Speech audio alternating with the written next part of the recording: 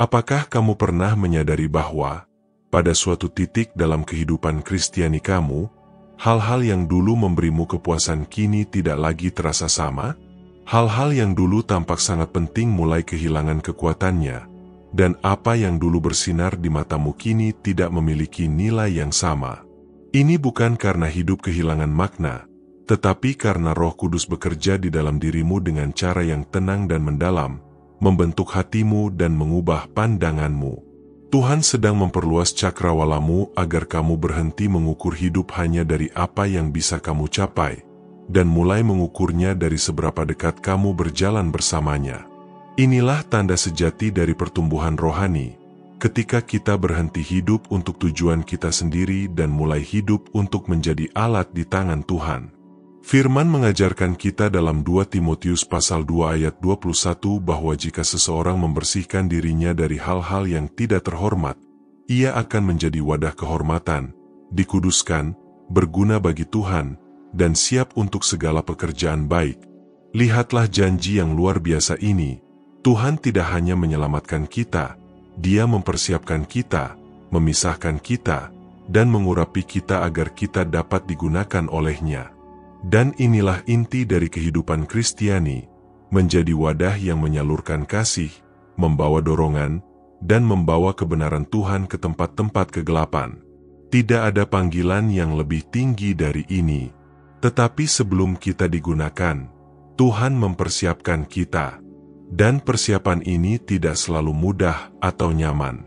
Dia membentuk kita melalui firman-Nya, menyucikan hati kita dengan kebenaran. Dia memperkuat kita melalui doa, mengajarkan kita untuk bergantung padanya dalam setiap detail. Dia membentuk kita melalui pengalaman, baik yang menyenangkan maupun yang menyakitkan, mempersiapkan kita menjadi wadah siap untuk pelayanannya. Dalam proses ini, kita mulai memahami bahwa kita bukan ciptaan kebetulan, tetapi ciptaan Tuhan, seperti yang ditulis Paulus kepada jemaat Efesus. Diciptakan dalam Kristus Yesus untuk perbuatan baik yang telah dipersiapkan sebelumnya oleh Tuhan agar kita berjalan di dalamnya.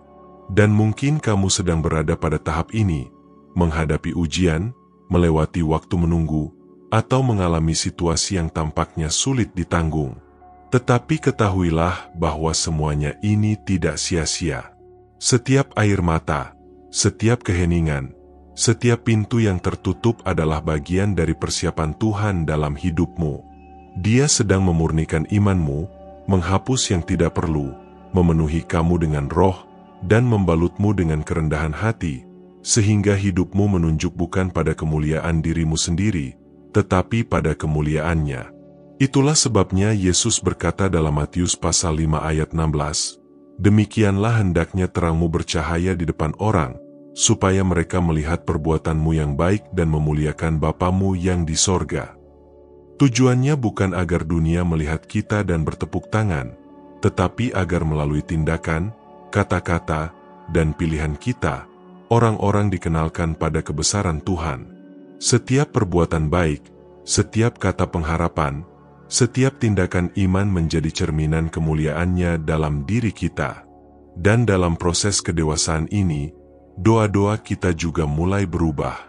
Pada awalnya, kita sering meminta banyak hal. Tetapi seiring bertumbuh, doa kita lebih dipenuhi rasa syukur daripada permintaan. Rasa syukur membuka mata kita untuk melihat bahwa berjalan dengan Kristus bukan hanya menerima darinya, tetapi bersedia digunakan oleh-Nya. Dan ketika transformasi ini terjadi, hati mulai berseru, "Tuhan, pakailah aku. Jadikan aku wadah di tangan Mu. Biarlah hidupku mencerminkan kasih Mu kepada dunia." Inilah pertumbuhan rohani yang sejati. Inilah titik di mana kita berhenti hanya mencari berkat dan mulai ingin menjadi berkat. Oleh karena itu, jika pesan ini menyentuh hatimu, aku mengundangmu untuk tetap bersama kami, berlangganan saluran ini, menyukai, mengomentari, dan membagikan video ini. Dengan melakukan itu, kamu membantu menyebarkan firman dan memungkinkan lebih banyak orang dijangkau oleh pesan iman dan harapan ini. Berapa kali kamu bertanya-tanya mengapa ujian tertentu tampak tak berujung?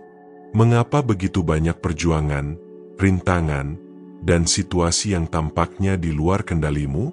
Mungkin, di lubuk hatimu, kamu pernah meragukan apakah Tuhan benar-benar memperhatikan apa yang kamu alami. Tetapi kebenarannya adalah, tidak ada yang luput dari matanya. Setiap pertarungan, setiap waktu menunggu, setiap keheningan ilahi memiliki tujuan tertentu, mempersiapkanmu menjadi wadah kehormatan di tangan Tuhan. Proses Tuhan tidak pernah acak. Dia tahu persis apa yang perlu dibentuk dalam dirimu.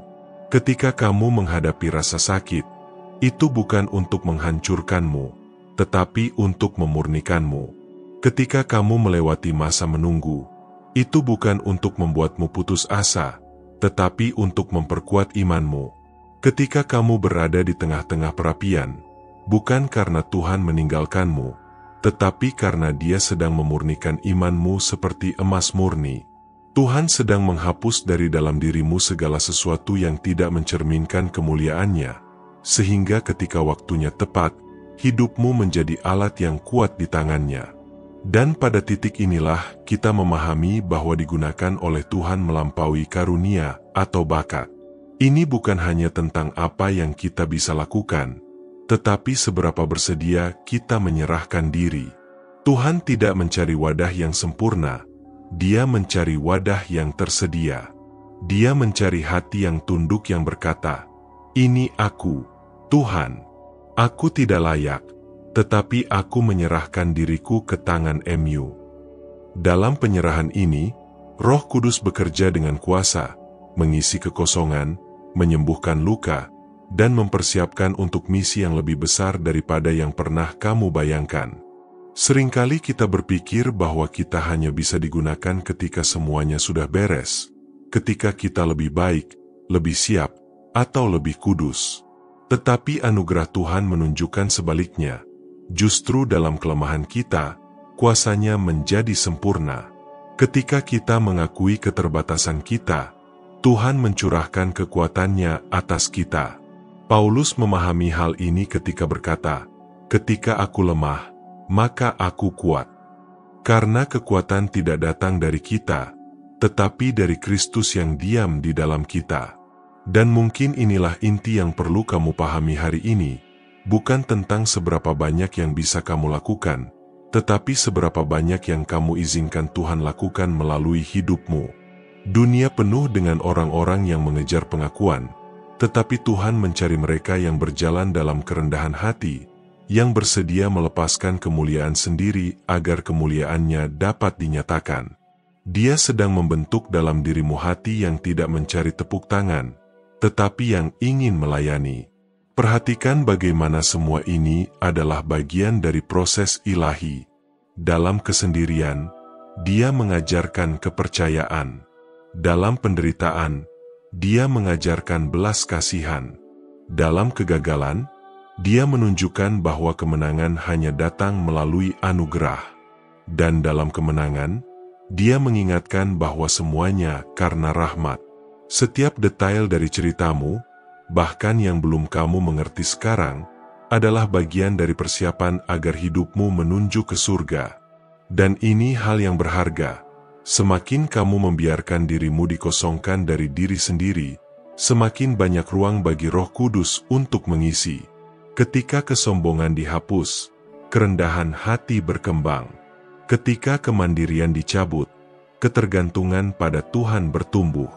Ketika ego ditaruh di sisi, kasih Kristus dimanifestasikan. Inilah karya rahasia Tuhan yang terjadi di dalam dirimu sebelum terlihat di luar. Itulah sebabnya Yesus berkata bahwa kita harus membiarkan terang kita bersinar di hadapan manusia, bukan agar kita dipuji, tetapi agar Bapa dimuliakan melalui kita. Ini berarti setiap tindakan sederhana dalam harimu bisa menjadi ekspresi kasih Tuhan. Sebuah tindakan kebaikan, kata-kata penyemangat, doa diam untuk seseorang. Semua ini adalah cahaya yang mencerminkan hati Bapa. Dan seiring kamu bertumbuh secara rohani, sesuatu yang menakjubkan terjadi. Doa-doamu mulai berubah. Sebelumnya hanyalah permohonan dan permintaan, sekarang menjadi ucapan syukur, pernyataan percaya, dan ekspresi penyerahan. Kamu mulai mengerti bahwa kamu tidak di hadapan Tuhan hanya untuk menerima, tetapi untuk mempersembahkan diri, bukan hanya untuk meminta berkat, tetapi menjadi berkat. Inilah puncak perjalanan iman, menyadari bahwa hak istimewa terbesar bukanlah terpenuhinya keinginan sendiri, tetapi menjadi bagian dari tujuan kekal Tuhan. Dipilih sebagai bejana di tangannya adalah panggilan yang begitu besar sehingga tidak ada pencapaian duniawi yang bisa menandinginya. Dan ketika kamu menerimanya sepenuh hati, kamu akan menemukan bahwa hidup untuk Kristus berarti hidup untuk kekekalan, karena hidupmu menjadi cerminan kemuliaannya di setiap detail. Berapa kali kamu merasa kecil, tak berharga, atau tak mampu di hadapan Tuhan? Mungkin kamu berpikir hidupmu tidak akan membuat perbedaan, usahamu tak akan terlihat. Tetapi kebenarannya adalah Tuhan tidak menilai dari besar atau kecilnya kekuatan atau bakatmu. Dia melihat kesediaanmu untuk menyerahkan diri. Menjadi bejana yang berguna tidak tergantung pada kesempurnaan, tetapi pada kemauan untuk dibentuk dan digunakan olehnya. Musuh mencoba meyakinkan kita bahwa kita tidak berguna, bahwa apapun yang kita lakukan tidak penting. Tetapi setiap tindakan kebaikan, setiap kata penghiburan, setiap doa diam dilihat oleh Bapa dan menjadi alat transformasi. Seringkali, di tempat yang tak diperhatikan siapapun, disitulah Tuhan bekerja dengan kuasa terbesar, membentuk hati yang siap melayani. Kegunaan dalam kerajaan bukan di sorotan, tetapi dalam ketaatan. Tidak masalah seberapa kecil tindakanmu, dalam rencana Tuhan, itu memiliki nilai besar. Musa merasa tak mampu, Gideon merasa paling kecil, Petrus gagal terhadap Kristus. Namun, semua digunakan dengan kuasa oleh Tuhan. Ini menunjukkan bahwa Dia tidak mencari kesempurnaan, tetapi hati yang tersedia dan tunduk. Jika kamu merasa tidak punya apa-apa untuk diberikan, serahkanlah itu persis seperti adanya. Hidupmu. Tuhan mengubah kelemahan menjadi kekuatan, rasa sakit menjadi harapan, dan keterbatasan menjadi tujuan.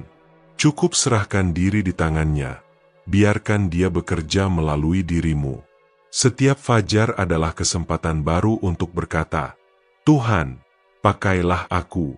Biarlah segala sesuatu dalam diriku mencerminkan kasih-Mu. Ingat, hidup untuk Kristus berarti hidup sebagai alat di tangan Sang Guru, dipersiapkan bukan oleh kemampuan kita, tetapi oleh kuasa Tuhan.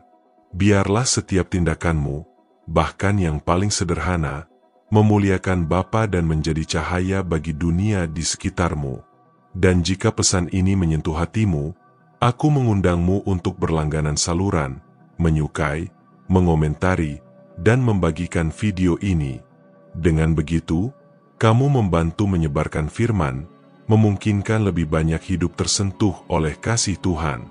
Semoga hidupmu menjadi bejana kehormatan, penuh roh, memantulkan cahaya Kristus dimanapun kamu berada.